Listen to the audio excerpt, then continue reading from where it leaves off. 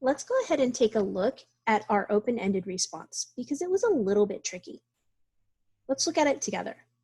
How long is the bar? And explain your thinking. Let's look at our thinking question. Our thinking question for today is we need to think how many whole intervals and how many 1/4 intervals does it take to measure an object from end to end. Now, when we look at this bar, and we're looking at it from end to end, we can look at it from either end. Now our strategy is to think how many whole intervals, but if I look here, it's already at one of my 1/4-inch intervals, and that could get tricky. So could I count from the other end since it's on a hole? Say it out loud. That's right, I can. So, using our same strategy, we need to count the whole intervals. Let's count them. 1, 2.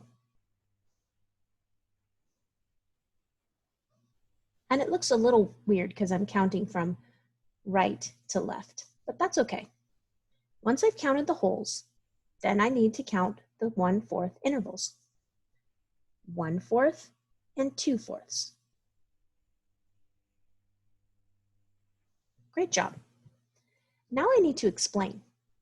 Well, if I look at my thinking question again, that's pretty much what I did. I thought, how many whole intervals and how many 1/4 intervals does it take to measure from end to end? So I counted my whole intervals and got 2. And then I counted my 1/4 intervals and got 2/4. But I remember from my fractions unit that 2/4 is the same as 1/2.